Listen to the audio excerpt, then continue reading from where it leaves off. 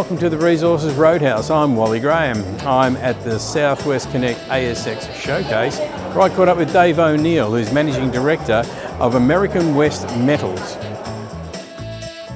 Dave, welcome to the Resources Roadhouse. Thanks, Wally. All right, American West Metals Limited. You're pretty new. You're very new on the ASX reasonably? Yep, IPO December last year, so coming into the first year, up to the first year of being on the ASX, so exciting times for us. All right, and what is it you're chasing now? I believe you're in Utah, you're in Canada, you've got copper-zinc projects in those two jurisdictions. Can we start in Utah? Yeah, let's start in Utah. Yep. Tell us all about your Utah-based projects. Yeah, look, two copper-zinc projects in Utah. One's copper only, actually, down in southeast Utah, and the other one's West Desert, which is our flagship project, which is Western Utah, quite close to Salt Lake City and Bingham Canyon there. So West Desert's an advanced project. We acquired that off a TSX company. Look, it's been 5 years since we sort of discovered that opportunity and have been working to acquire that. So it's been a long time, but now we've got it on our hands and been drilling. And a couple of things we want to do. It's a historical resource, large resource, and there's a high grade portion to that which we see as a real value for us. And so been drilling that out, testing the continuity and doing some metallurgical test work and other de-risking activities. And so looking forward to a JORC compliant resource in the near future. All right, you did sort of preempt me there a little bit because I was going to ask this particular project, when you got it, okay, where was it and where is it now, and where do you sort of hope to take it in the immediate future? Yeah, so it's been around for a little bit, but it's really the strategy around the deposit has been a bit different to what ours is, which is they were trying to promote a very large low-grade deposit where we see the real value as and development potential as the high-grade core to that.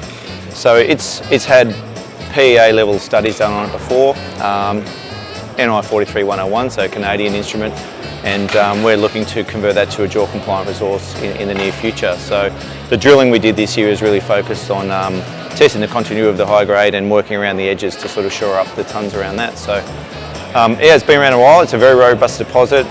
We released metallurgical results yesterday that shows that the oxide portion of the deposit is probably economically amenable, and hopefully we can stage it and have an open pit and then a high grade sulphide underground. All right, and so let's go into Canada now, and we go into Canada and we keep on going and we keep on going until we get to right up to let's say the very top. Yes, because that's where you are. Yeah, we are, but it's really Arctic for beginners. It's in a historical mining district with the Polaris and Nanisivik base metal mines up there. So we're located on the coast, and look, the opportunity there is too great. I mean, we've got high grade copper sticking out at surface. Some of our recent drilling is 40 metres at 4% copper and 57 at 2.5. So really what we went to do, again, joint venturing with a Canadian junior last year is actually prove up some tonnes around that. We've found that near surface mineralisation actually makes a very high grade copper DSO product, up to 60% copper. So that's potentially the highest grade DSO in the world. So we really want to actually explore that and see if there's enough tonnes to support an initial mine there. And look, we've also had fantastic exploration success. At the end of last season, we did some geophysical surveys which defined a few targets at depth. This season, we really want to drill one of those out, and the very first drill hole hit 68 metres of chalcopyrite and sphalerite mineralisation. So, you know, we think quite good geos, but you know, it's 1 in a million to drill one hole and that be all that's there. And so the metal zonation on that deeper discovery looks like we're on the edge of a system. And so with 6 more plates to test in that area, we think we're onto something pretty big and pretty major there. Yeah. So, and look, I think both projects, the Utah and the Canadian projects, have that short-term development opportunity.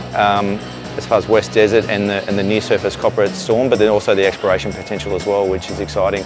Yeah, so it sounds, well, you know, 11 months, you've been extremely busy in that time, and you've achieved a lot of, you've ticked off a lot of boxes, let's say, in that time, which has been like a pretty good thing to do. Yeah. So that means it's given you plenty of to work on, to go ahead with. Yes, and that's right. And part of our strategy was to get these advanced projects, because having resources in the ground is almost like a drawing a line in the sand in terms of valuation. Being able to expand those is also one of our priorities, but advanced projects demand a lot of work, and so we've been very aggressive with our exploration, trying to obviously do the de-risking work around the resources, but also expand them as well, and we've had fantastic success. I'd say every metre we've drilled has actually added value this year, and hopefully continues to do so in the near future. All right. Well, you know where to come to when the news starts flowing through. Yep. And you've got something to tell us. Yeah, let us know, because we love to bring it to our readers and viewers. Fantastic. So until then, it's been great to meet you, Dave. Cheers, Wally. Thanks.